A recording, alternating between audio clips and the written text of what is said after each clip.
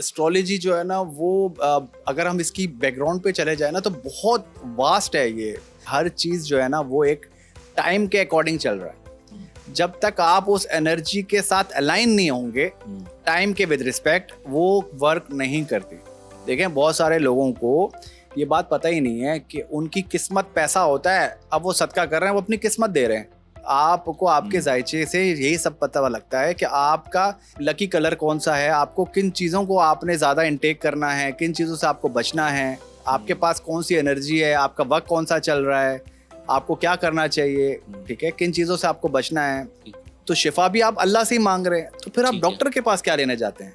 और फिर आप दवाई क्यों खाते हैं? अगर आपका इतना पुख्ता ईमान है, कामिल ईमान वाले हैं आप, कि आप पे आपका अल्लाह पे भरोसा इतना है कि अल्लाह की तरफ से आई है, शिफा भी अल्लाह ने देनी है, तो फिर आप गोली का सहारा क्यों लेते हैं? जब ये सूरज ग्रहण और चांद ग्रहण होता है, ये बहुत क्रिटिकल टाइम होता है। ज़्यादा इसीलिए पुराने लोग बोलते थे कुरान पाक का इस्तेमाल, कुरान पाक पढ़ें, सूरतें पढ़ें, नमाज पढ़ें, ताकि बच्चे के अंदर एनर्जी वैसी आए। जो लोग खाते वक्त फ़ोन उठाते हैं उनके प्लैनेट्स ख़राब होते हैं। कोई 20,000 लेता है, कोई 50,000 लेता है। इंडिया में यहाँ तक कि 2-2 लाख रुपए लिए जाते हैं, 5-5 लाख रुपए लेते हैं लोग। मेरी कोई फ़ीस नहीं है।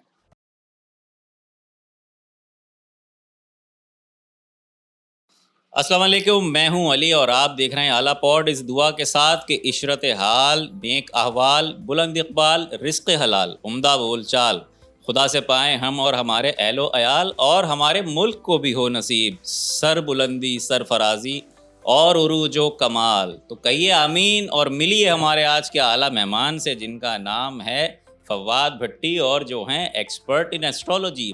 ये आपके बारे में वो बातें तो बताते ही हैं जो आपको पता होती हैं, लेकिन कभी कभी वो बातें भी बता देते हैं जो आपको पता नहीं होती। जी अस्सलाम वालेकुम फवाद भाई, कैसे मिजाज हैं आपके?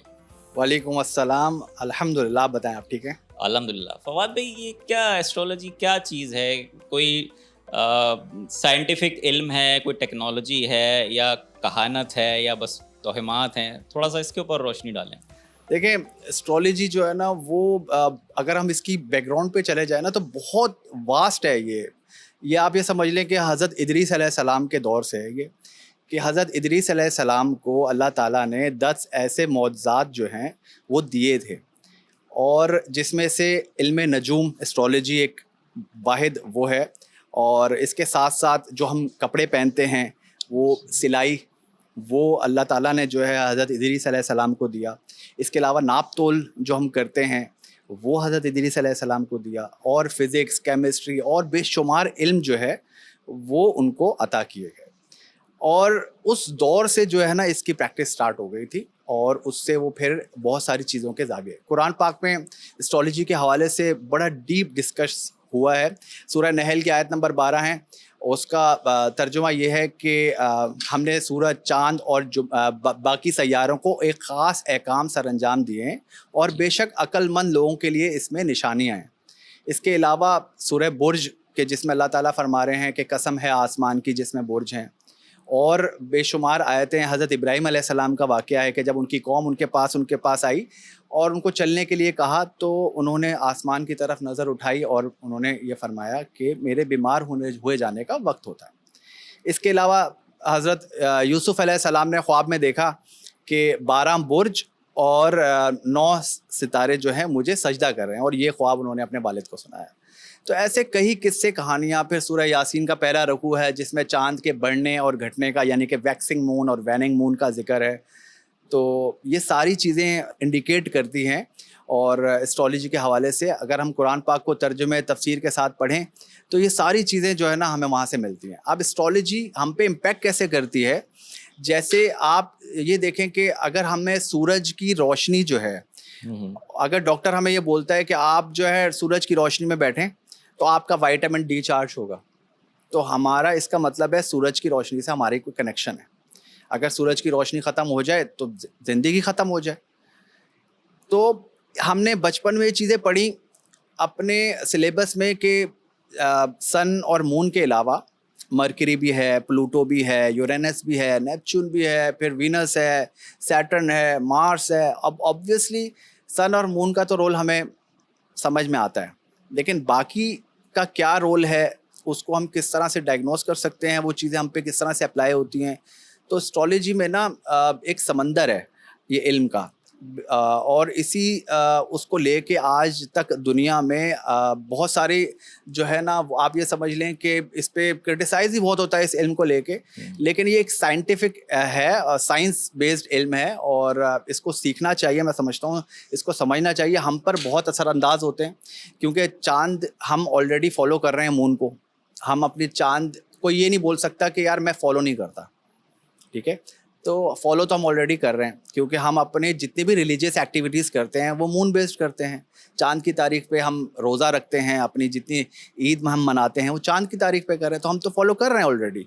ठीक तो ठीक। लेकिन हमारे पहले के जो लोग थे वो चांद की तारीखों का बड़ा कंसिडर किया करते थे कि बेटा चांद की तारीख देख लो क्या है, ठीक है। कपड़ा सिलवाना है तो इस तारीख को नहीं सिलवाओ। अब जैसे हिजामा है, हिजामा का बोला जाता है मखसूस तारीखें हैं, उस पर आपको ज़्यादा जी इफेक्टिव जी। होता है। तो इसी से रिलेटेड फिर एस्ट्रोलॉजी जाहिर सी बात है हमारी ज़िंदगी में ऑलरेडी है, लेकिन वो अलग बात है कि हम उसको पहचाने या नहीं। तो आपके क्वेश्चन का जो है ना थोड़ा लंबा आंसर मैंने इन डेप्थ दे दिया, तो ये है। चलें, ज़बरदस्त। आप यकीनन बहुत सारे लोगों के जहन में जो शुबात होते हैं इससे किसी हद तक यकीनन वाज़े हुए होंगे। तो अच्छा, एस्ट्रोलॉजी के हवाले से दो जो इसकी ब्रांचेज़ हैं जिनका ज़िक्र ज़्यादातर होता है कि वैदिक और वेस्टर्न, जी जी जी। तो इन दोनों में क्या फ़र्क है और बर्रे सग़ीर में कौन सी होती है फॉलो? असल में वेस्टर्न एस्ट्रोलॉजी जो है ना वो बहुत सारे लोग इसको फॉलो करते हैं, लेकिन मैं आपको एक और चीज़ बता दूं कि वैदिक एस्ट्रोलॉजी जो है ना अब बहुत ज़्यादा जो है ना, जब से अवेयरनेस क्रिएट हुआ है तो अब लोगों को पता चला है कि डिफरेंस क्या है और हम कहाँ पे गलती करते हैं, जिसकी वजह से लोगों का जो ट्रस्ट डेफिशिएट जो था ना, वो इस वजह से था कि जो वेस्टर्न एस्ट्रोलॉजी है वो सन बेस्ड है। वो सिंपली उसमें कोई प्लैनेट के आप ये समझ लें कि टाइम नहीं होता, टाइमिंग नहीं होती उसमें, ठीक है, दौर नहीं होते उसमें। सिर्फ सन बेस्ड एस्ट्रोलॉजी है, सन की मूवमेंट को देख के जो है पूरी एस्ट्रोलॉजी की जाती है। ठीक। और वैदिक एस्ट्रोलॉजी जो है वो डीप, आप ये समझ लें कि मून बेस्ड कैलकुलेशंस है। Moon science. Yes, moon science है, और इसमें कंस्टेलेशन ज़्यादा जो है ना वो प्रेफरेबली यूज़ की जाती हैं, जिसमें चांद की मंजिलें हम जैसे बोलते हैं। ठीक ठीक। अब इनमें डिफरेंस सबसे बड़ा ये है कि सन के ट्रांजिट पे भी बहुत बड़ा गैप है वेस्टर्न और वैदिक में। वो ये है कि तकरीबन 21 दिनों का फ़र्क है, 21 डिग्री। अब एक फॉर एग्जाम्पल के तौर पे एक हम ले लेते हैं कि अगर वेस्टर्न एस्ट्रोलॉजी बोलती है कि जी सन जो है वो एरीज में मार्च 22 को ठीक है, जो है ट्रांजिट करेगा, एरीज पीरियड स्टार्ट Yes. होता है। ठीक। तो 21 दिनों का फ़र्क है वैदिक एस्ट्रोलॉजी में। वो पीछे हैं, वो बोलते हैं नहीं आप आगे हैं आप। अब इसी पे इतना बड़ा डिफरेंस आ जाता है। तो मैंने भी तकरीबन मैं समझता हूँ कि ज़्यादातर एस्ट्रोलॉजर्स जो है ना वो वेस्टर्न से स्टार्ट करते हैं, ठीक है। और फिर जब वो देखते हैं कि उनकी कैलकुलेशंस में एरर्स क्यों आ रहे हैं, तो फिर आहिस्ता आहिस्ता उनको पता चलता है कि यार ये वजह है, मेरी प्रेडिक्शंस रॉन्ग क्यों हो रही हैं। और फिर जब आप माइन्यूटली जब आप जाते हैं तो आपको पता चलता है कि यार ये कैलकुलेशंस में इतना बड़ा एरर है, इसकी वजह से मेरी प्रेडिक्शंस में गलती है। तो वो गलती दूर करने के लिए फिर आपको वैदिक जो सिस्टम है जिसे हम साइड्रल ज़ोडिएक कहते हैं, तो ट्रॉपिकल और साइड्रल में ये एक बहुत बड़ा डिफरेंस है कि वो लोग जो है सीजन्स के बेस पे करते हैं, ठीक। 4 सीजन्स के उस पे ज़ोडिएक साइंस के, और ये जो साइड्रल है ये बेसिकली कंस्टेलेशन पे ज़्यादा इनका फोकस रहता है कि चांद की जो है वो मंजिलें। ठीक। और हमारे जो हम रिलीजियसली अगर हम इस्लामिक पॉइंट ऑफ व्यू से देखें तो हमारे कुरान पाक में भी चांद की मंजिलों का जिक्र है, ठीक। और ज़ोडिएक का भी है, लेकिन ज़्यादा जो फोकस हमें करना है चांद की मंजिलों का करना है। ठीक। तो ये लेकिन बुरूज जो हैं वो दोनों में 12 ही हैं, इसमें कोई कमी बेशी नहीं है, वही सैयारे देखे हाँ, जाते हैं ये भी उसमें अभी इसके ऊपर भी बहुत ज़्यादा जो है ना आपको अब एक डिबेट चल पड़ी है कि उन्होंने एक ज़ोडिएक ऐड कर दिया है। अब वेस्टर्न में देखें ना, जब एरर्स होते हैं तो फिर कहीं ना कहीं तो आपको एडजस्टमेंट करनी पड़ती है। तो अब वो एडजस्टमेंट के तौर पर उन्होंने 13 एक और ज़ोडिएक जो है वो अनाउंस किया, और ये वजह है कि जब आपके पास वो चीज़ मैच नहीं हो रही हो तो आपको कहीं ना कहीं उसमें फिर एडजस्टमेंट करनी पड़ती है, तो ये वजह है। फवाद भाई फिर ये बताएं कि एस्ट्रोलॉजी का जो असल स्कोप है क्या वो सिर्फ जायचा बनाने और पेशन गोई करने की हद तक है, या इससे दुनिया के और लोगों के बहुत बड़े बड़े मसाइल भी हल किए जा सकते हैं? देखिए मैं पर्सनली ये समझता हूँ एस्ट्रोलॉजी से आप सिर्फ ये नहीं कि जायचा बना के आपने किसी को कुछ बता दिया, इम्प्रेस कर दिया, और सिर्फ इस हद तक नहीं है। एस्ट्रोलॉजी बहुत वास्ट है। आप ये समझ लें कि किसी के पास भी अगर है ना, तो वो समंदर का सिर्फ एक कतरा है। तो अच्छा। समंदर अपनी जगह ही है। ये एक बहुत वास्ट इल्म है। इससे मिंडेन एस्ट्रोलॉजी भी है और डिफरेंट काइंड की एस्ट्रोलॉजी भी की जाती है। इसी तरह मेडिकल एस्ट्रोलॉजी भी है। तो हर तरह इसमें फील्ड्स बना दी गई हैं। अब पाकिस्तान में इतना स्कोप नहीं है, लेकिन आप अगर यूरोपियन कंट्रीज़ में चले जाएँ, अब तो बाकायदा यूनिवर्सिटीज़ में, कॉलेजेस में इसकी जो है ना वो डिग्रीज़ होने लग अच्छा गई हैं। अच्छा अच्छा। और उसमें भी फील्ड्स रखी हैं कि आपको मेडिकल फील्ड में जाना है, मेडिकल एस्ट्रोलॉजी करनी है, आपको अच्छा अच्छा। मुंडेन एस्ट्रोलॉजी करनी है, या पर्सनल लेवल पे करनी है, किस लेवल पे आपको जाना है। तो एक्सपर्टीज़ है हमारे यहाँ। तो अगर टैग लग जाता है ना, तो वो फिर हरफन मौला बन जाता है, यानी कि सब चीज़ें उसको आती हैं। तो मैं क्लैरिफाई कर देता हूँ कि यार मैं ना मुंडेन एक्सपर्ट नहीं हूँ, लेकिन मैं अपने एक इल्म की बुनियाद पे, तजुर्बे की बुनियाद पे मैं बता देता हूँ। लेकिन इसमें मैं सही मानों में बताऊँ आपको, वैदिक एस्ट्रोलॉजी अगर है ना, तो वैदिक एस्ट्रोलॉजी की इतनी सारी ब्रांचेज़ हैं कि आप हैरान होंगे। आज आपको पहली दफ़ा पता लग रहा होगा, वैदिक में कम से कम भी 12 से 15 तरीक़ों से वैदिक एस्ट्रोलॉजी की जाती है। ठीक है? उसमें BPHS एक कॉन्सेप्ट, उनकी एक बुक है बृहत्पशारा हूरा शास्त्रा।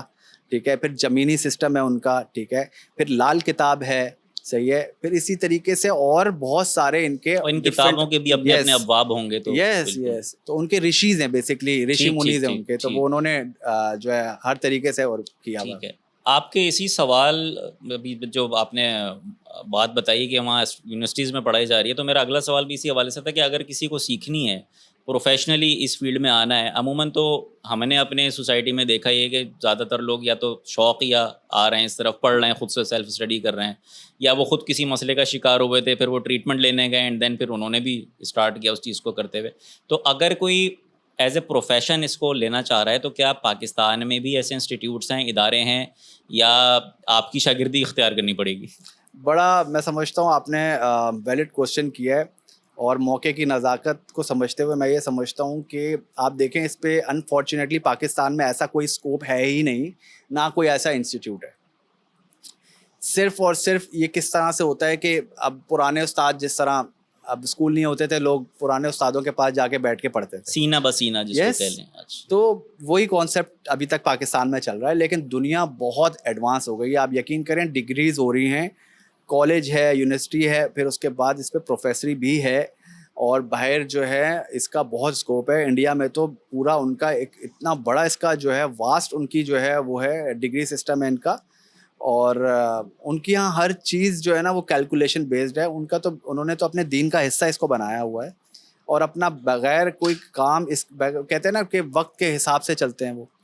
तो हर चीज़ को वक्त के हिसाब से करते हैं, तरीके से करते हैं, एक सलीके से करते हैं, जी और एस्ट्रोलॉजी की मदद से वो हर चीज़ में फिर आगे सक्सेसफुल होते हैं। जी। हमारे यहाँ कोई ऐसा वो नहीं है सिस्टम।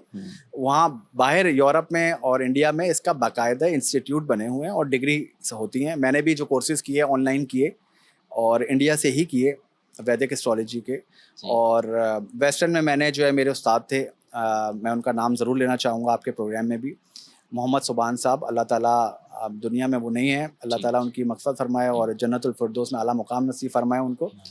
तो मैंने उनसे स्टार्ट किया था, और वेस्टर्न एस्ट्रोलॉजी मैंने उनसे सीखी थी। और उन्होंने मुझे ये चीज़ बताई थी कि बेटा जब आप ये सीख लो ना, तो आपने रुकना नहीं है। इसकी जो नेक्स्ट लेवल है, इसका जो एडवांस लेवल है, वो वैदिक एस्ट्रोलॉजी है। आप जब तक वैदिक एस्ट्रोलॉजी नहीं सीखोगे, आप जो है उस डेप्थ को नहीं जान पाओगे जो आप चाहते हो। जिस लेवल पे अगर आप पहुंचना चाहते हो, एक एक्सपर्ट बनना चाहते हो, तो फिर आपको वैदिक एस्ट्रोलॉजी में जाना पड़ेगा। और फिर मैं एक टाइम पीरियड था, मैंने फिर स्टार्ट की वैदिक एस्ट्रोलॉजी, फिर मैंने कोर्सेज़ किए, और इस तरह से फिर आज आपके सामने बैठा हूँ। तो इसमें यानी जो आदमी के अपने शौक़ की तपिश के अलावा जो एक वक्त दरकार है बुनियादी चीज़ों को सीखने में और फिर इस काबिल होने में कि आप किसी का या अपना जायचा निकालें और देखें कि मसला कहाँ पे है और उसकी आप सद्देबाप कर सकें, इसमें कितना वक्त लग जाता है? देखिए अब टू बी वेरी ऑनेस्ट, जब आप कोई नई चीज़ सीखते हैं ना, तो सबसे पहले वो आप अपने चार्ट पे देखते हैं। जब भी मैंने आपको एक चीज़ शुरू में बताई थी, देखें ये ना इसमें तो एक मेरा एक पर्सनल एक्सपीरियंस ये है कि एक ज़िंदगी कम है। अच्छा। बिल्कुल, ये बड़ी वसूख से मैं ये बात बोल रहा हूँ कि एक ज़िंदगी कम है इस इल्म को सीखने के लिए। मैंने अपनी ज़िंदगी में अपने उस्तादों को, जिनके पास 40-40 साल, 50-50 साल का एक्सपीरियंस है, वो ये बात बोल रहे हैं कि जब मैं कोई कोर्स नया पढ़ाता हूँ, तो आप लोगों के ही किसी के चार्ट से और किसी के सवाल से अच्छा। और किसी की तकलीफ से मैं ज़रूर कुछ नया सीख लेता हूँ। केस स्टडी हो जाती है तो वो उनके केस लिए। स्टडी हो जाती है, उससे उनको पता चलता है अगर किसी शख्स को ये बीमारी है तो कब स्टार्ट हुई, बाय बर्थ है या एक सर्टेन टाइम पीरियड में स्टार्ट हुई, क्यों हुई, प्लैनेट कौन सा एक्टिवेट था, क्या रोल था उसका, किस ज़ोडिएक साइन में था, किस हाउस में था, वो क्या एक एनवायरनमेंट क्रिएट कर रहा था, योग क्या बन रहे थे, ये सारी चीज़ें वो देखने के बाद स्टडी करते फिर पता चलता है यार ये प्रॉब्लम यहाँ से आया, अब उसको रेक्टिफाई कैसे किया जाए, फिर उसकी रेमेडीज़ होती हैं, फिर वो देसी टोटके भी कह लें आप, फिर जेमस्टोन्स थेरेपीज़ हैं, कलर थेरेपीज़ हैं, फिर बेशुमार और बहुत सारी ऐसी चीज़ें जिससे रेमेडी आप उस प्रॉब्लम को जो है, क्योंकि आपके पास एक एनर्जी आ रही है। लेट्स से अगर किसी का कोई प्लैनेट एक्टिवेट है तो वो बेसिकली हेवनली बॉडी है, वो एनर्जी आपके पास आ रही है, आप उसको चैनलाइज नहीं कर रहे, यूटिलाइज नहीं कर रहे। एक्टिवेट से मतलब कि आपके Yes. जायचे के ऊपर असर है उसका, चाहे अच्छा या बुरा। यस, जायचे के ऊपर से मुराद ये कि बॉडी के ऊपर। ठीक है, ठीक। ठीक है, तो क्यों बॉडी के ऊपर है तो अब आपके ऊपर वो एनर्जी आ रही है, अब आप उसको चैनलाइज कैसे कर रहे हैं। लेट्स से फॉर एग्जांपल हम एक छोटी सी एग्जांपल ले लेते हैं, अगर किसी का मार्स का टेन्योर लगा हुआ है और उस बंदे की ब्लड से रिलेटेड, क्योंकि मार्स सिग्निफाई करता है हमारे बॉडी में जो हमारे पास ब्लड है और जो हमारा एग्रेशन, हमारा पैशन है, ठीक है, ये सब चीज़ें हमारी मार्स है। तो अब जब वो टाइम पीरियड लगता है तो बंदे के अंदर एग्रेशन और पैशन बढ़ जाता है उसके साथ। तो अब एक बंदा बोल रहा है यार मुझे वो ना क्या एनवायरनमेंट में एडजस्ट नहीं हो पा रहा, जहाँ जा रहा है, ऑफिस में है, घर में है, लड़ाई झगड़े कर रहा है। अब ऐसे बंदे को ये सलाह दी जाती है कि आप ज़मीन पे बैठ के खाना खाएं, ज़मीन से जुड़े हुए काम करें, क्योंकि मार्स ज़मीन को सिग्निफाई करता है। तो अर्थ एलिमेंट अपना ठीक करें, मट्टी के बर्तन में पानी पिएं। इसके साथ साथ उसको ये सलाह दी जाती है कि आप जिम ज्वाइन करें, ठीक है, ताकि आप वो जो आपके पास एक्स्ट्रा एक एनर्जी आ रही है मार्स की, आप Channelize उसको हो जब जाए, तक आप ठीक। उसको चैनलाइज नहीं करेंगे वो आपको, ठीक अब है, आपके पास एक्स्ट्रा आ गई है, एक तो आपके पास थी बाय बर्थ, ठीक लेकिन है। अब वो एनर्जी एक आ रही है, आप उसको यूटिलाइज नहीं कर रहे तो वो लोगों पे निकल रहा है गुस्सा। ठीक है, ठीक, ठीक। तो क्या इसका मतलब ये है कि अमूमन बर्र-ए-सग़ीर के ही एनवायरनमेंट की, हम माहौल की बात कर रहे हैं, तो क्या ये कहा जा सकता है कि सितारों के चाल और उनके असरात की वजह से भी कभी-कभी ऐसे मामलात पैदा हो जाते हैं कि लोगों का शक चला जाता है कि किसी ने जादू कर दिया या जिन्नात आ गए? ऐसा ही ये मैं समझता हूँ, बड़ा ज़बरदस्त आपने क्वेश्चन राइज़ किया है। देखें जब मैंने ये स्टार्ट किया ना, तो मेरे पास भी ये सवालात के जवाबात नहीं थे। जब मैं इस फील्ड में आया भी इसी पर्पस, मैं स्टार्ट में जो है बिज़नेस को लेके चल रहा था, तो मैं शौकिया था। शुरू में मैं जब कॉलेज लेवल पे था तो मैं अखबारें जहाँ पढ़ता था, उसमें ये ज़ोडिएक साइन आते थे, मैं वो पढ़ता था, तो बड़ा फ़ैसिनेट करती थी ये चीज़ें हफ्ता यार। कैसा हाँ, रहेगा? तो घर वालों को भी शौक था और दोस्त वगैरह में भी फिर इस तरह हंसी मजाक होता था इसको लेके, तो मुझे शुरू से इसमें इंटरेस्ट था। तो कभी कोई सिखाने वाला, बताने वाला, वही आपकी वाली बात, कोई इंस्टीट्यूट है नहीं, तो अखबारों में पढ़ा, रिसालों में पढ़ा और फिर इस तरह से। तो जब मेरे बिज़नेस में डाउनफॉल आया तो मैं उस वक्त नमाजी, परहेजगार, सब कुछ, और मैंने किसी का पैसा नहीं खाया, किसी के साथ कोई चीट नहीं किया, फ्रॉड नहीं की, कोई ऐसा गलत काम नहीं कर रहा। तो फिर मुझे ये सवाल मेरे दिल में आया कि यार वाई मी, ठीक है। मैं क्यों सफ़र कर रहा हूँ। जब मेरे साथ ये सब कुछ हो रहा था, कि मुझे ये समझ नहीं आ रही थी मेरे बिजनेस में लॉस क्यों हो रहा है और ये सब चीज़ें क्यों हो रही हैं। तो मैंने जब पता लगवाया, जब हिसाब लगवाया, तो मुझे ये बताया गया कि जी बंदिश हो गई है, जादू हो गया है, किसी ने कुछ करवा दिया है ऐसा, तो चीज़ें नॉर्मलाइज नहीं हैं। तो मैंने बोला अब इसका क्या है सोल्यूशन, वे आउट क्या है, हम कैसे इस चीज़ से रेक्टिफाई कर सकते हैं। तो और मुझे ये भी तजस्सुस था कि यार मैं तो नमाज पढ़ता हूँ, मैं तो तहज्जुद भी पढ़ रहा था, क्योंकि जब इंसान के ऊपर सख्ती का वक्त आता है तो वो तहज्जुद भी पढ़ना शुरू हो जाता है। बेशक बेशक। तो मैंने बोला यार मैं भी नमाजी हूँ, मेरी मिसेज भी हैं, और फिर ऐसा क्यों? तो उन्होंने बोला ये होता है, हर इंसान के साथ आ जाता है, अब ये आपके ऊपर फेज आ गया है, तो अब आपको इसका जब तक आप नहीं कराओगे तो कौन है? मैंने बोला ये करने वाला। तो वो उन्होंने बोला आपके ख़ानदान में। अब जाहिर सी बात है, हर इंसान के ख़ानदान में सारे तो आपसे जो है वो सेटिस्फाई नहीं होते, या आपकी कहीं ना कहीं कोई ना कोई रंजिश होती है किसी भी आपके ख़ानदान वाले से। तो मुझे भी ये थॉट आने लग गया। अब आप जाहिर सी बात है, आपकी फैमिली में बहुत सारे लोग होते हैं जिनसे आपकी अंडरस्टैंडिंग का लेवल वो नहीं होता, और आपका फिर सेकंड थॉट जो है वो यही होता है कि यार फलाने ने कुछ करवा दिया होगा। तो मेरा भी थॉट वैसे ही जनरेट हुआ, और मुझे भी यही लगा कि हाँ यार ख़ानदान में फलाने बंदे ने कुछ कराया होगा, चाहे वो उसको पता भी चाहे ना हो, उसको वो पता भी मासूम ना हो, हो। अपने यस मामलात में लगा हुआ हो, यस लेकिन यस। तो कहने का मकसद ये कि आ, सितारों में जब आपके कुछ बुरे वक्त आते हैं तो आपको ये सब चीज़ें फील होना शुरू हो जाती हैं, और हमें धकेल दिया जाता है किसी और तरफ। आप देखें, इतने तो ना तो एक्सपर्ट्स हैं, और ना ही लोगों के पास इतना फालतू टाइम है कि कोई आपके लिए स्पेशली कोई काला जादू करवाने जाए। और काला जादू ऐसा नहीं होता कि बंदा खा पी भी रहा है, घूम फिर भी रहा है, एंजॉय भी कर रहा है, और फाइनेंशियल क्राइसिस आ गए तो कहें काला जादू है। ऐसा हरगिज़ नहीं है। ठीक ठीक। काले जादू के बड़े क्लियर सिम्टम्स होते हैं। उसमें तो बंदा ऑल ऑफ अ सडन जो है, साइंस भी फेल हो जाती है जब किसी डॉक्टर के पास लेके जाया जाए, तो बॉडी मार्क्स ऐसे आ जाते हैं जिसपे क्लियरली बताया जाता है कि ये कुछ नॉर्मल नहीं है। तो हमारे डॉक्टर्स भी वो इंडिकेट कर देते हैं कि ये कुछ नॉर्मल नहीं है, इसके साथ कुछ मतलब ये ये एक अलग केस है, तो आप इसको किसी और को दिखाएं।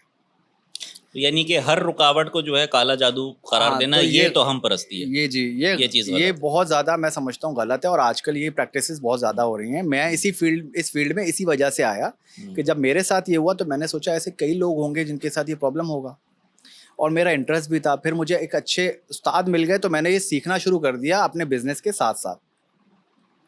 तो फिर आहिस्ता आहिस्ता मैंने इसकी एजुकेशन लेने के साथ साथ फिर प्रैक्टिस की, और फिर प्रैक्टिस करते करते करते फिर कोर्सेज किए, और फिर मैं बाय प्रोफेशनली इसको स्टार्ट कर दिया। जी। और बहुत सारे लोगों को मैंने ये चीज़ जो है, इसीलिए मैंने आज तक कंसल्टेशन फ्री रखी हुई है। मैं कोई फ़ी चार्ज नहीं करता, पूरी दुनिया से मेरे पास कोई भी आ जाए, अच्छा। कंसल्टेशन चार्जेस मैं चार्ज नहीं करता, मैं फ्री में बताता हूँ। बर्थ चार्ट फ्री में यस, बनाते हैं आप, और पूरी दुनिया कंसल्टेशन जो है पैसे चार्ज करती है। कोई कोई 20,000 लेता है, कोई 50,000 लेता है। इंडिया में यहाँ तक कि 2-2 लाख रुपए लिए जाते हैं, 5-5 लाख रुपए लेते हैं लोग। ठीक है, तो मेरी कोई फीस नहीं है। हाँ, अलबत्ता मैं चीज़ बंदे को ऐसी बातें बताता हूँ, जब वो मुझसे एग्री कर जाता है कि यार अगर मैं उसको कुछ ऐसी बातें बता रहा हूँ जो समझ में आने वाली हैं, जो हवाई नहीं है, ठीक है, और जो वो फील कर रहा है, और प्रॉब्लम्स कहाँ पर है, जब पिन पॉइंट एक्यूरेसी के साथ सब चीज़ें बताई जाती हैं तो उसका ट्रस्ट लेवल बढ़ जाता है। फिर वो बोलता है कि यार मुझे इस चीज़ को ठीक करना है। तो फिर मैं उसको बताता हूँ कि भाई अब मेरे चार्जेस होंगे, और उसके लिए जेम स्टोन्स भी मैं ही प्रोवाइड करके पहनवाऊँगा दिन और वक्त के हिसाब से, क्योंकि इसमें ये सब चीज़ें मैटर करती हैं। हर चीज़ जो है ना वो एक टाइम के अकॉर्डिंग चल रहा है। जब तक आप उस एनर्जी के साथ अलाइन नहीं होंगे टाइम के विद रिस्पेक्ट, वो वर्क नहीं करती। ठीक है, तो आपको ये सब चीज़ें चैनलाइज करनी पड़ती हैं, और इसी चीज़ के मैं पैसे लेता हूँ। फिर मैं सदका खैरात भी बताता हूँ। देखें, अब जैसे सदका है, लेट से अब अगर मैं आपको बोलूँ अली भाई आपको सदका करना है, तो आप बोलेंगे ठीक है मैं कर दूंगा, लेकिन मैं आपसे पूछूंगा आप किसको करोगे? आप बोलेंगे आप बताएं। मैं बोलूँगा भाई सोसाइटी में तो हर तरह के लोग हैं भाई, ट्रांसजेंडर भी है, बच्चा भी है, बूढ़ा भी है, मजदूर भी है, जमादार भी है, हर तरह का तबका है आपको। और फिर देना क्या चीज़ है, किस कलर की होनी चाहिए, अच्छा। ठीक है, क्वांटिटी कितनी होनी चाहिए, तो ये चीज़ मैटर करती है। ये नहीं कि आपका जो दिल करे बस सदका कर दें। देखें, बहुत सारे लोगों को ये बात पता ही नहीं है कि उनकी किस्मत पैसा होता है, अब वो सदका कर रहे हैं, वो अपनी किस्मत दे रहे हैं। तो वो सदका तो कर रहे हैं लेकिन उनकी किस्मत भी डाउन हो रही है एट द सेम टाइम। सही है, और जो ले रहा है उसकी किस्मत उसकी ऊपर जा किस्मत। रही है। तो ये चीजें जो हैं वो आपको आपके जायचे से यही सब पता लगता है कि आपका लकी कलर कौन सा है, आपको किन चीज़ों को आपने ज़्यादा इनटेक करना है, किन चीज़ों से आपको बचना है, आपके पास कौन सी एनर्जी है, आपका वक्त कौन सा चल रहा है, आपको क्या करना चाहिए, ठीक है, किन चीज़ों से आपको बचना है। फॉर एग्जाम्पल, बहुत सारे लोग शीशे के बहुत ज़्यादा प्रमोट करते हैं, शीशे के गिलास से पानी पीते हैं। मैं सबको सबसे पहले जो है ना शीशे के गिलास से दूर कर देता हूँ। अच्छा, देखिए पुराने लोग जो यूटेंसिल्स यूज़ करते थे, कॉपर, ठीक है, मट्टी के या ज़्यादातर मट्टी के या बहुत जी, सारे जी। स्टील के बर्तन, जी, जी, वो हमने घरों से निकाल दिए और एडवांस मोड पे आ गए, शीशा ले लिया। शीशा जो है वो जिस प्लैनेट को सिग्निफाई करता है वो आपको मेंटली तौर पे ना आपको डिस्टर्ब रखता है, डिप्रेशन में डालता है, अच्छा, ठीक है, यहाँ तक कि कैंसर के सिम्टम्स पैदा करता है, ठीक है।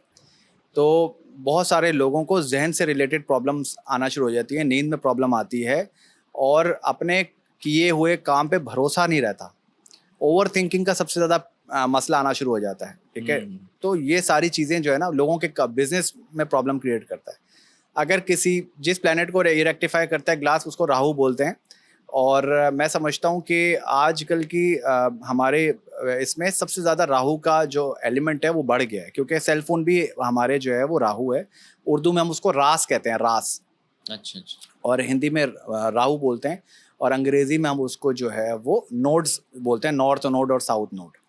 तो नोड्स कहलाते हैं, ये मून के ही ये बेसिकली परछाई होती है। मून जैसे हमारा अपना एक साया है, अगर हम सूरज में खड़े होते हैं तो हमारा अपना एक साया है, तो इसी तरह चांद का भी जो है ना वो साया होता है। चांद के पास अपनी तो रोशनी है नहीं, सूरज की रोशनी कैप्चर करता है, तो इस तरह उसका अक्स पड़ता है। तो उससे ये राहु और केतु को जो है ना डोनेट किया गया, डोनेट अच्छा। करता है। तो और ये तो आपकी बात थोड़ी सी इसमें इंटरप्ट हो रही है, लेकिन राहु और केतु जैसे आप बता रहे हैं कि बजाते खुद प्लैनेटरी बॉडीज़ नहीं हैं, तो क्या ये चीज़ थोड़ा-सा एस्ट्रोलॉजी की बाय डेफिनेशन स्कोप से बाहर नहीं चली जाती? क्योंकि एस्ट्रोलॉजी जैसे कि जी प्लैनेट्स की स्टडी है, उनके प्लैनेट्स के असरात की है, तो ये तो टेंजिबल प्लैनेट्स नहीं हुए राहु और केतु। यस, ऐसा ही है।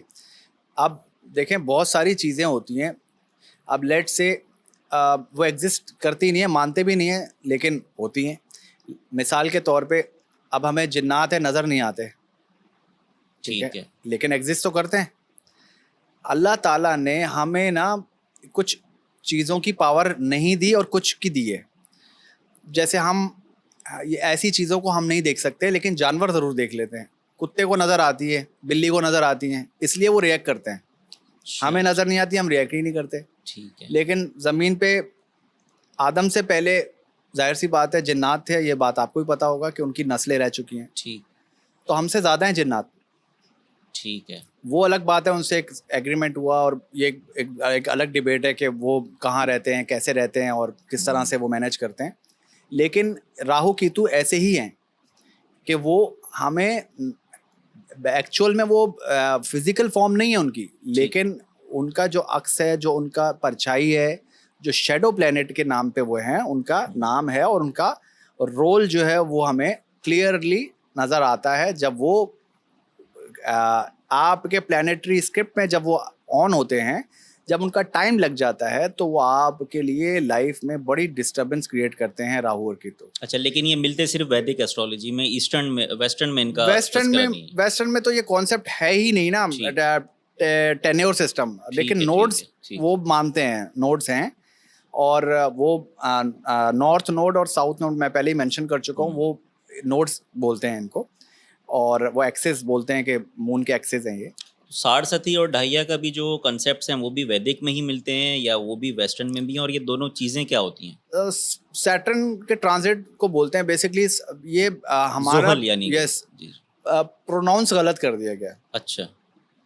अब ये ना साढ़े है, जैसे घड़ी में अगर आपके 7:30 7:30 बज रहे हैं, ठीक है, तो आप क्या बोलेंगे? 7:30। तो वो साढ़े है, अब वो साढ़े है ना, साढ़ बन गया, साढ़ बन गया, वो जल्दबाजी में, रवानी में। यस, वो गलत प्रोनाउंस हो गया। तो ये है 7.5 साल का पीरियड। तो ये 7.5 साल का पीरियड है ज़ोहल का ट्रांजिट, सैटर्न का ट्रांजिट। अब सैटर्न किस चीज़ का सिग्निफिकेटर है, उसके ऊपर बात करना बहुत ज़रूरी है। सैटर्न जो है ना वो बुजुर्गी का सितारा है, वो उसका नेचर है। मोहल्ले में ज़माना भी मेरे ख्याल से कहा यस, जाता है मोहल्ले इसको। में वो आपको सिखाने के लिए आता है भाई जल्दबाजी ना। अब अगर हर इंसान की ज़िंदगी में 3 दफ़ा ये दौर लगता है पूरी लाइफ में।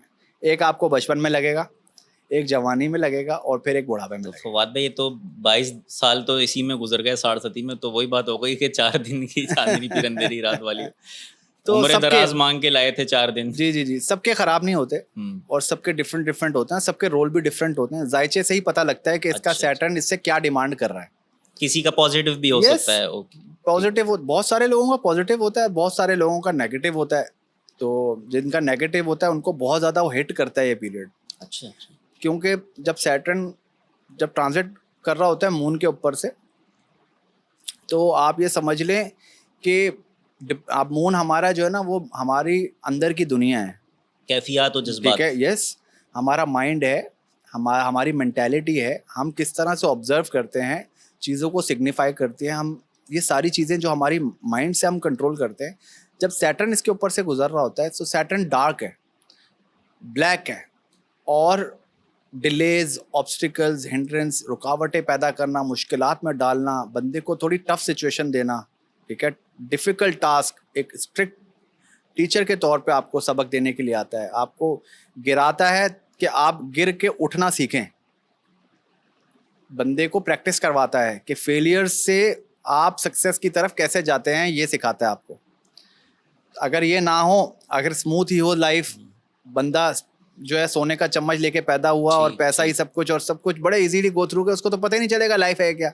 जब तक वो गिरेगा नहीं, वो उठना कैसे सीखेगा, और उसको उस टाइम की वैल्यू नहीं पता लगेगी। तो सैटर्न बेसिकली आपको ये तजुर्बा देने आता है कि आप किसी चीज़ की पहचान करें, उसकी जो इम्पोर्टेंस है आपकी लाइफ में, वो आपको पहचान करवाने आता है कि हर चीज़ की एक इम्पोर्टेंस है। ठीक, तो ठीक। वो टाइम पीरियड फिर आप इंसान का डिफ़िकल्ट गुजरता है, और उसका भी मैं समझता हूँ हर चीज़ का एक तरीक़ेकार है। अगर आप उसको उस तरीके से गुजारें उस टाइम पीरियड को, तो इतना हिट नहीं करता।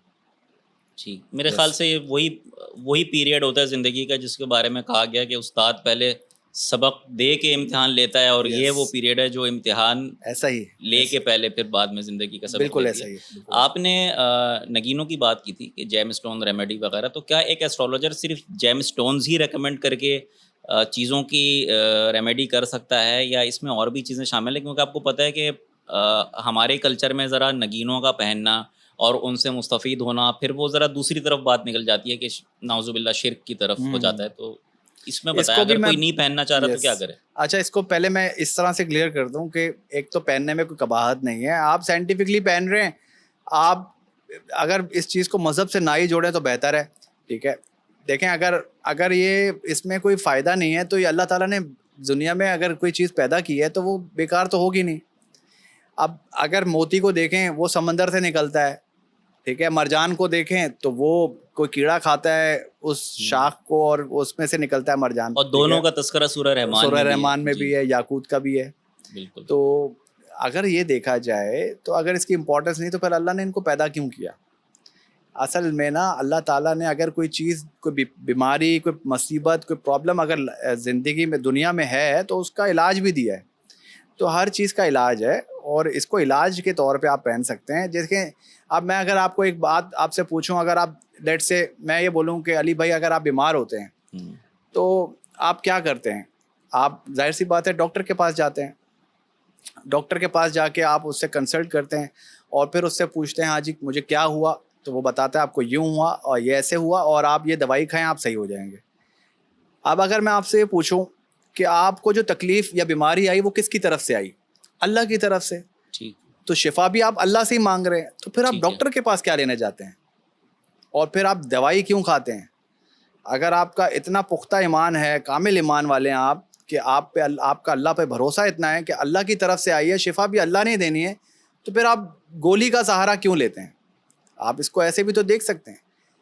तो आप देखें, किसी चीज़ का सबब इख्तियार करने से शिर्क शिर्क की डेफिनेशन जो है वो बहुत डिफरेंट है, हुँ, कि आप उसकी इबादत करें, उसके आगे सजदा करें, उसको पूजना शुरू कर दें कि बस सारा नफा नुकसान Yes. देने वाली यही शय है। तो क्योंकि एक ये भी है Yes. ना, कहते हैं कि भाई किसी चीज़ में उसके साथ उसकी नौसत का शुगून लेना है, नहस लेना है, Yes. ये भी गलत है। हालांकि कुरान शरीफ में फिर ये भी मिलता है कि मिन शर्रे मा खलक, कि हर चीज़ के शर से जो तूने Exactly. उससे भी पनाह मांगी गई है। Exactly. तो ये यानी कि अगर इसको एक तरीक़ा इलाज के तौर पे रखा तरीका जाए कि इलाज के तौर पे बिल्कुल मैं उसमें जो समझता हूँ। फ़ायदा है नुकसान वो भी मिन जानिब अल्लाह ही है, तो Yes. उस तरीके से। Yes, अच्छा, exactly. ये बताएं फिर कि अहमद फराज साहब का शेर एक मौके पे याद आ गया कि ना शब व रोज़ बदले हैं, ना हाल अच्छा है, किस बरहमन ने कहा था ये साल अच्छा है।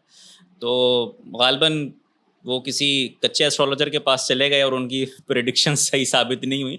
तो एक आम आदमी को कैसे पता चलेगा कि वो जिस एस्ट्रोलॉजर के पास जा रहा है वो उसको अपने इल्म के ऊपर कमांड है और वो उसके लिए फ़ायदेमंद साबित हो सकता है। प्लस ये कि जैसे एमबीए करते हैं फाइनेंस में या मार्केटिंग में, लेकिन उसमें आप दूसरे कोर्सेज भी पढ़ रहे होते हैं। तो एक अच्छा एस्ट्रोलॉजर बनने के लिए आपके पास किन किन चीज़ों का इल्म होना ज़रूरी है? क्या इसमें भी कोई चिल्ला कशी होती है, परहेज़ जलाली, परहेज़ जमाली वगैरह का है इसमें भी सिर्फ? इसके बारे में ज़रा तफसीली बताएं। अच्छा देखें, सबसे पहले तो एक जनरल पब्लिक के लिए सबसे ज़्यादा ज़रूरी ये जानना है कि यार हम जिसके पास जा रहे हैं वो कितना क्वालिफाइड है। ये ऐसे ही है कि आप जिस तरह डॉक्टर्स की एक लंबी फहरिस्त होती है और कुछ डॉक्टर बहुत नामी गिरामी होते हैं, कुछ डॉक्टर्स जो हैं वो नामी गिरामी नहीं होते। तो मार्केट में सर्कुलेट कर रहा था, हाँ जी वो फलाना डॉक्टर है वो बहुत अच्छा है, वो फलाना डॉक्टर है वो अच्छा नहीं है। तो ये हमारे सिस्टम में भी ऐसा ही है, कुछ एस्ट्रोलॉजर्स अच्छे हैं तो बहुत अच्छे हैं, कुछ जो हैं वो बस ऐसे ही हैं, एवरेज हैं, और कुछ जो हैं वो जिनका नाम नहीं है लेकिन उनका काम अच्छा है। बस मिक्स एक्सपीरियंस लोगों के चल रहे हैं। लेकिन मैं आपको जो है ना एक वे आउट दे देता हूँ इसके ऊपर कि आप ज़रूर ये जान लें कि जिस एस्ट्रोलॉजर के पास आप जा रहे हैं उसका जो प्रैक्टिस है, जिस चीज़ पे वो कर रहा है, जिस प्रोसीजर, जिस सिस्टम को वो फॉलो कर रहा है, अगर आप उसका वो सिस्टम जान लें तो आपके लिए बड़ी आसानी हो जाएगी कि आपको पता चल जाएगा हाँ यार इनके पास इल्म और तजुर्बा होगा या नहीं।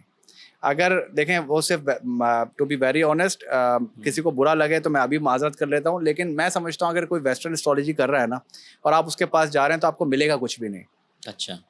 और आप गलत साइड पे चले जाएंगे तो फिर आपका क्या होगा, फिर आपको ये होगा कि यार एस्ट्रोलॉजी काम नहीं करती, पैसे ज़ाया वगैरह, वक्त ज़ाया क्योंकि होगा। उसमें मैंने आपको शुरू में ही मेंशन कर दिया, उसमें बहुत ज़्यादा जो है वो एरर्स हैं। तो लोगों का जो ट्रस्ट है वो बनता नहीं है उसके ऊपर। अगर बंदा वैदिक एस्ट्रोलॉजी कर रहा है तो बस ये देख लें कि आप जब जाएं उसके पास या उससे कंसल्ट करें, अगर वो आपको फ्री कंसल्ट कर दे ना और कुछ बातें अगर आपको ऐसी दे दे या बता दे, कुछ ऐसा डायग्नोस कर दे, कुछ ऐसी बातें बताए जो वाकई में कोई और ऐसे नहीं बता सके, एक नॉर्मल बंदा नहीं बता सके, जो हवाई बातें ना हो, हट के हो, तो मैं समझता हूँ कि उसके पास ज़रूर इल्म और तजुर्बा है और ऐसे बंदे से आप अपना जो है ज़रूर इलाज करवाएं। और सबसे बड़े देखें, हम कहीं भी जाते हैं, हमारे घर वाले या हम कहीं आउटिंग पे जाते हैं तो हम खाने का अगर कहीं खाने पे जा रहे हैं आउटिंग पे तो हम रिव्यू ज़रूर पढ़ते हैं। हमें उससे आइडिया हो जाता है कितनी अच्छी जगह चल रही है, कितनी पॉपुलर है। तो भाई आप रिव्यू ज़रूर पढ़ें। पेड पब्लिसिटी भी तो हो जाती है ना, लेकिन वो तो पेड है। पेड कितनी होगी, to be very honest, paid में इतना दिल से कोई लिखता नहीं है। लेकिन जो लोग दिल से लिखते हैं ना, वो उनकी लिखे हुए सिर्फ अंदाज से, इतने बेवकूफ़ कोई भी नहीं है। जो पेड वर्जन वाले होते हैं ना, वो उनका एक झलक नज़र आ जाता है कि यार ये पेड है। ठीक है। ये कोई आम बंदा ऐसे नहीं लिख रहा, ये सबने इतना अच्छा एक्सीलेंट लिखा हुआ है। मतलब कुछ लोग ऐसा भी लिखें, कुछ ऐसी बातें में आपको पता लगें जो आपको जेन्युइन लग रही हो, तो वो जेन्युइन आप अगर रिसर्च करें तो आपको पता लग जाता है और फिर आप वेरीफाई भी तो कर सकते हैं। उस बंदे से आप पर्सनल जाके पूछ लें, इन पर्सन मीटिंग कर लें उससे, तो वो आपको आइडिया हो जाता है। फवाद भाई, पाकिस्तान में एक अच्छा और कामयाब सियासतदान बनने के लिए देखा ये गया है पिछले दिनों, कुछ सालों में, कुछ मशहूर शख्सियात में भी, कि आपके पास एक वोटर बैंक होने के साथ साथ एक अच्छा एस्ट्रोलॉजर भी होना चाहिए। तो ये बताएं कि आपकी कंसल्टेशन में भी इस वक्त कोई पॉलिटिशियन है? ये आपने ऐसा सवाल कर दिया कि इसके ऊपर जो है इसके पर्दा ना ही उठाए तो ज़्यादा अच्छा है। और है, लेकिन ये क्या इस ट्रेंड के ऊपर थोड़ा सा बात करना चाहेंगे कि क्या ये बड़ा हो गया है ट्रेंड ये कि जी बिल्कुल ऐसा ही है। और क्योंकि मैंने आपको बताया जैसे जैसे अवेयरनेस क्रिएट हो रही है तो लोग बाबों से हट के इस चीज को समझना शुरू हो गए हैं कि बाबों के अलावा भी जो बड़े बाबे हैं वो एस्ट्रोलॉजर्स हैं। ये मैं आपको बता दूं। अच्छा। जी, ऐसा नहीं है कि सिर्फ बाबों के पास ही सब कुछ है। ये जो एस्ट्रोलॉजर्स होते हैं ये आपको किसी बड़ी मुसीबत से निकालने की महारत रखते हैं। ठीक है, ठीक है। ठीक है। और अगर कोई अच्छा वेल एक्सपीरियंस एस्ट्रोलॉजर होगा तो वो आपको बता देगा कि आप इतनी सकत रखते हैं कि वो चीज़ आप बर्दाश्त कर लें, और आपकी कामयाबी के कितने चांसेस हैं और किस तरह से आप उन डिफ़िकल्टीज़ और चैलेंजेस से निकल सकते हैं। आप ये देखें, नरेंद्र मोदी को आप देख लें, वो अपना कोई काम अपने एस्ट्रोलॉजर से बगैर पूछे नहीं करता। पिछले दिनों आपने देखा होगा उसने बाल ही नहीं कटवा रहा था। अच्छा।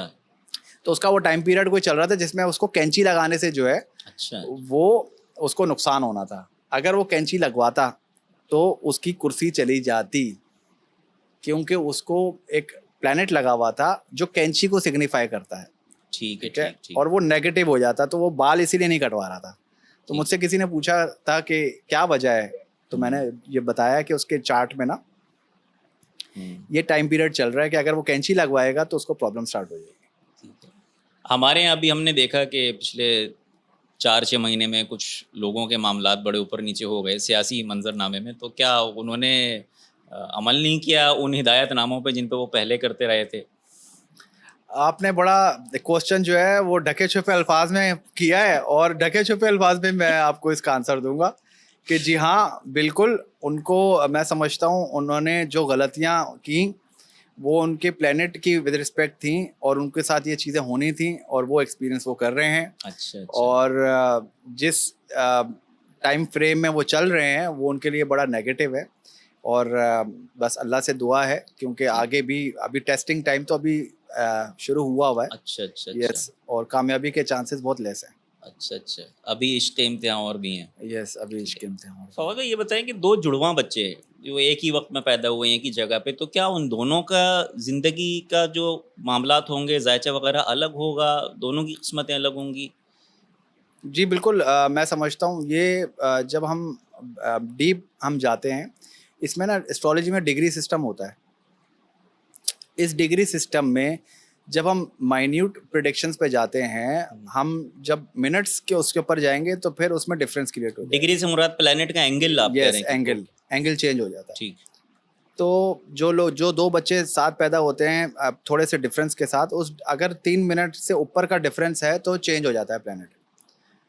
और फिर उसको हम बहुत सारे डी चार्ट्स बनते हैं, उसमें फिर हम जब जाते हैं डीप, वो ऐसी बातें हैं कि वो अभी आपको समझ नहीं आएंगी, ठीक, तो मैं ठीक, ठीक। इसलिए लेवल पे जाऊंगा कि यस, जब हम उन दोनों बच्चों की कुछ स्पेसिफिक किसी चीज़ को लेके हमें देखना होगा, तो हमें उन उसकी ज़रूरत पड़ेगी, और फिर हम उस जो भी मार्जिन उनके उसमें होगा बर्थ में, और फिर हम उसको कैलकुलेट करके और देखेंगे, दोनों की डिफरेंस आएगा। अगर 3 मिनट से ज़्यादा का है तो दोनों की ज़िंदगियों में फ़र्क आ जाएगा। ठीक है। लेकिन अब अगर किसी को अपना जाए पैदाइश या वक्त पैदाइश नहीं पता, तो फिर उसका ज़ायचा फिर किस तरीके से बनता है? बड़ा अच्छा सवाल किया आपने ये भी। देखें, बहुत सारे लोगों का ये प्रॉब्लम है कि उनको अपना डेट ऑफ बर्थ नहीं पता होता, टाइम ऑफ बर्थ नहीं पता होता। ऐसे लोगों का ना हम करंट ट्रांजिट जो है, हम उसी से उसका जो है वो चार्ट बना लेते हैं। और हम जब at the time of query, जब उसके दिल में सवाल आया और उसके दिल में ये चीज़, ये तजस्सुस पैदा हुआ कि यार मुझे जानना है, अच्छा। जब वो विदाउट एनी प्लान उसने जो है वो एस्ट्रोलॉजर के पास गया और जाके पूछा, तो जो भी eight the time current transit जो चल रहा होगा उसी से उसका आंसर निकाल के दे सकते हैं आप, और उसी से ही पता लगाया जा सकता है।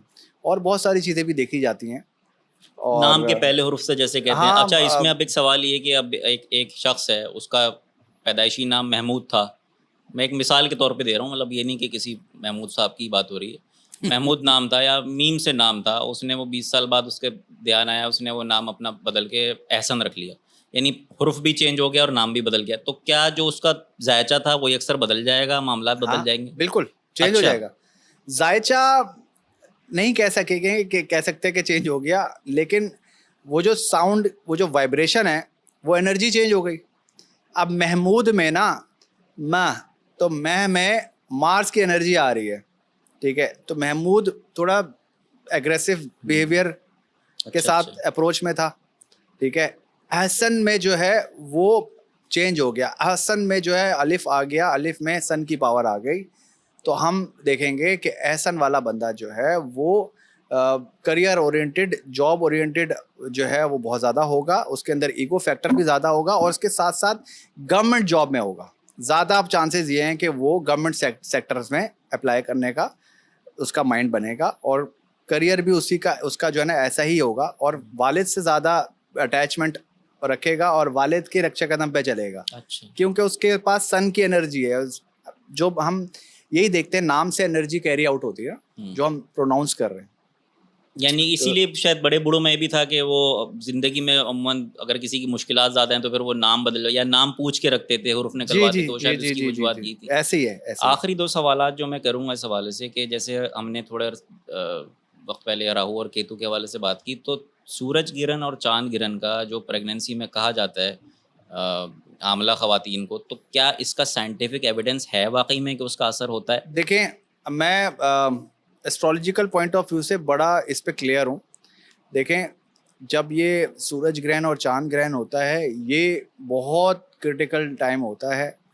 इसके सिर्फ इसी से नहीं, मैं बोलता हूँ जब ये ट्रांजिट हो रहा होता है ना, चाहे आपके मुल्क में नज़र आ रहा हो या यस नहीं आ रहा यस हो? यस यस अच्छा। यस, ये प्लानिटरी ट्रांजिट बहुत चैलेंजेस के साथ होते हैं। अगर इसके अराउंड बच्चा पैदा होता है तो उसकी लाइफ आप उठा के देख लें, अच्छा। चैलेंजेस से भरपूर होगी, बहुत सख्ती का वक्त होता है। देखें, आपके तवज्जो से, आपके इस पॉडकास्ट के तवज्जो से, इसी उससे बहुत सारे लोगों को एजुकेशन मिलेगी, कुछ समझने सीखने का मौका मिलेगा। मैं एक चीज़ बड़ी क्लियर कर दूं, जो सीड होता है ना, जब आप मियाँ बीवी शादी के बाद जो पहली आप मुलाकात होती है आपकी बीवी के साथ आपकी, वहाँ उस टाइम पीरियड से लेके जब तक बच्चा पैदा हो जाता है, जब आप प्रेग्नेंट, आपको पता चल जाए आप प्रेग्नेंट हो गई हैं, उस टाइम पीरियड से देखें आप क्या चाहते हैं, आपके पास कौन सी एनर्जी आए, आप वो काम करना शुरू कर दें। अगर आप म्यूज़िक के आलात का यूज़ करेंगे, फिल्में देखेंगे, ये सब चीज़ें आप करते रहेंगे, ज़्यादा इस चीज़ का इंटेक करेंगे, तो आपके पास रूह भी वैसे ही आनी है, यानी वो एनर्जी आप कैरी कर रहे हैं। आप ये फरमा रहे हैं कि दौराने प्रेगनेंसी के प्रेगनेंसी, आप ऐसी चीज़ें हैं यस जिनका इस्तेमाल करते हुए आने वाले बच्चे की किस्मत को किसी हद तक आप यस, एक ट्रैक पे ऐसा ही है, डाल सकते हैं कि वो ऐसा किस ही है। तरफ आप जाएगा। एनर्जी को कैरी कर रहे हैं, ठीक है। ठीक है, ठीक ठीक। आप जो चीज़ को ज़्यादा करेंगे, अब आपके वो जो है ना आपके साथ वो ज़्यादा होना शुरू हो जाएगा, और उसके असरात जो हैं, सिम्टम्स जो हैं वो बच्चे में आएंगे। अब अगर आप ये जितनी भी इलेक्ट्रॉनिक डिवाइसेस हैं, इलेक्ट्रिक डिवाइसेस का अगर आप ज़्यादा यूज़ करेंगे तो ये राहु के एलिमेंट्स हैं। अच्छा। आजकल जितनी भी चीज़ें, जितनी भी डिवाइसेस जो सेल से यूज़ होती हैं, जिसमें करंट आता है ना, वो राहु की हैं। ये यानी पूरा जो हमारा पॉडकास्ट हो रहा है ये इस ये वक्त सब राहु का है, राहु के। ठीक है। ठीक। आप देखें राहु कहाँ जो है ना लेके जाता जा रहा है पूरी दुनिया को, ठीक है। जितनी भी डिवाइसेस और करंट वाल जो करंट जिसमें आता है, ये सब राहु की हैं, राहु एलिमेंट है। अब क्या, अब लोग जो है हमें देखेंगे, परछाई देखेंगे ना हमारी, एक्चुअल फॉर्म तो नहीं हमारी देखेंगे। ठीक है, ठीक ठीक। अब तो वो आप, परछाई के सेंस में आप अब आपको समझ ठीक, आ गई बिल्कुल कि बिल्कुल। परछाई के सेंस में मैं ये बात बोल रहा हूँ। ठीक है। तो राहु ये है कि वो एक्चुअल नहीं देखेंगे हमें, वो हमें हमारी उसमें देखेंगे टीवी में या सेल फोन में, एक्चुअल में नहीं देख रहे हम, तो वो राहु है। अब अगर आप प्रेगनेंसी में राहु का ज़्यादा चीज़ें ऐड करेंगे तो वो हवाई चीज़ें, हवाई असरात बच्चे के ऊपर ज़्यादा ऐड होना शुरू हो जाएंगी, और फिर प्रॉब्लम्स जो हैं वो स्टार्ट होंगे। अगर आप ज़्यादा, इसीलिए पुराने लोग बोलते थे कुरान पाक का इस्तेमाल, कुरान पाक पढ़ें, सूरतें पढ़ें, नमाज पढ़ें, ताकि बच्चे के अंदर एनर्जी वैसी आए, वो ठीक दीनदार ठीक भी हो और ज़हीन भी हो, उसकी सिम्टम्स जो हैं वो कैरी करेगा वो। ठीक।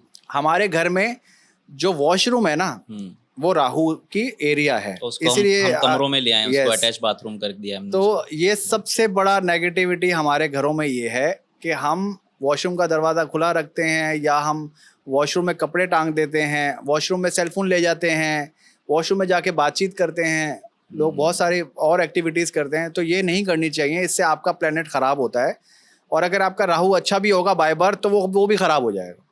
ठीक। और फिर सबसे बड़ा इसका सिम्टम क्या होता है कि आप ओवर थिंकिंग करना शुरू हो जाते हैं। आप अगर गाड़ी लॉक करेंगे आपको होगा यार पता नहीं मैंने गाड़ी लॉक की है नहीं की है। बैठे आप यहाँ होंगे लेकिन सोच अपनी गाड़ी के बारे में रहोगे। ठीक है।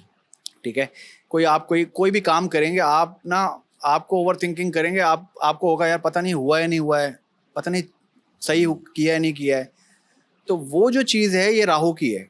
राहु आपको ना आपके किए हुए काम पे आपको भरोसा नहीं रहता, ठीक, वो ट्रस्ट लेवल डेड कर देता है। ठीक।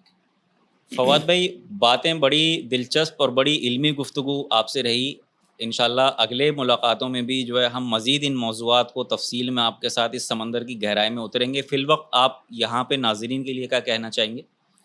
अच्छा, मैं इंशाल्लाह हम अभी इसके ऊपर मज़ीद भी डिस्कस, बाकी बहुत सारी चीज़ें हैं जो अभी कहना बाकी थी या रहती हैं, हम करेंगे। तो मैं ये भी चाहता हूँ कि आपकी जितनी भी ऑडियंस आपकी देखे, उनको अगर कोई क्वेरी हो, कोई सवाल जो उनके दिल में हो, जो उनके दिमाग में आए, जो उनको जिस पे क्लैरिफिकेशन चाहिए हो, तो वो ज़रूर कमेंट करें, आपसे पूछें, और फिर हम जब नेक्स्ट हम कोई प्रोग्राम रखेंगे तो हम उसके ऊपर ज़रूर डिस्कस करें। बिल्कुल। जाने से पहले मैं आपको एक ये सबसे अच्छी सजेशन ये दूंगा कि देखें, जितना हो सके आप अपने जो लाइफ पैटर्न है ना, वो नेचुरल चीज़ों के ऊपर लेकर आएँ। अगर आपके घर में शीशे का यूज़ होता है तो आप स्टील के बर्तन या कॉपर की प्लेट्स, ये जितनी भी तांबे की चीज़ें, इन चीज़ों को ज़्यादा इस्तेमाल करें। मिट्टी के बर्तन पे आएँ, ज़मीन पे बैठ के खाना खाएं, और प्लीज़ जब आप खाना खा रहे हों तो खाना खाते वक्त सेल फ़ोन यूज़ मत करें, खाने को इम्पोर्टेंस दीजिए। जो लोग खाते वक्त फ़ोन उठाते हैं उनके प्लैनेट्स ख़राब होते हैं। प्लैनेट, मैं सबको एक लाइन बोलता हूँ, everything around us is a planet. अगर आपके इर्द गिर्द कुछ भी है ना तो वो प्लैनेट है, चाहे वो कपड़े की फॉर्म में है, चाहे वो खाने पीने की फॉर्म में है, चाहे वो ग्लास है, चाहे वो आपकी चप्पल है। मैं आपको हर चीज़ बता सकता हूँ कि कौन सा प्लैनेट ख़राब होगा। अगर आप अपने शूज़ को रिस्पेक्ट नहीं देंगे तो आपका सैटर्न ख़राब होगा। शूज़ को, यस, अगर आप कपड़े को इम्पोर्टेंस नहीं देंगे तो आपका वीनस ख़राब होगा। अगर आप बीवी को रिस्पेक्ट नहीं देंगे तो आपका वीनस ख़राब होगा, पैसा आपके पास से चला जाएगा। इसीलिए लोगों को, अगर आप किताबों को इम्पोर्टेंस नहीं देंगे, बच्चों को इम्पोर्टेंस नहीं देंगे, तो आपका बिजनेस इम्पैक्ट ख़राब होगा। बिजनेस क्योंकि मरकरी रिप्रेजेंट करता है इस चीज़ को। तो मैंने आपको बताया हर चीज़ हमारे इर्द गिर्द कोई ना कोई सितारे को रिप्रेजेंट करती है। और फवाद भी बल्कि इसको अगर गौर किया जाए इन बातों के ऊपर, तो ये सिर्फ एस्ट्रोलॉजी नहीं, ये तो बेसिक हमारे दीन ने भी हमें बताया। ये बेसिक दीनियात है कि खाने के आदाब, रहन सहन के आदाब, मईशत के आदाब। तो ये तो बिल्कुल जो दीन की दी हुई गाइडलाइंस हैं उनको फॉलो करने का नाम आप कह रहे हैं। आपने कोई ऐसी चीज़ नहीं बताई जिसके ऊपर वहम का लेबल लगाया जा सके। तो इंशाल्लाह इसके ऊपर हम अगले प्रोग्राम्स में आपके साथ भी और बहुत सारी इंफॉर्मेशन शेयर करेंगे, और करंट ट्रांजिट, और फिर आइंदा हम क्या एक्सपेक्ट कर सकते हैं। बहुत सारे लोगों को पाकिस्तान से लेके बहुत सारे सवालात होते हैं। बहुत सारी चीज़ें हैं जो अभी इंशाल्लाह हम आने वाले आपके कई पॉडकास्ट सीरीज़ में डिस्कस करेंगे। इंशाल्लाह। बहुत शुक्रिया फवाद भाई आपके टाइम का। आपने बड़ी इल्मी गुफ्तगू फवाद भाई के साथ रही। उम्मीद है आप सब ने इसको एंजॉय किया होगा। लाइक कीजिएगा, सब्सक्राइब कीजिएगा और देखते रहिएगा आला पॉड।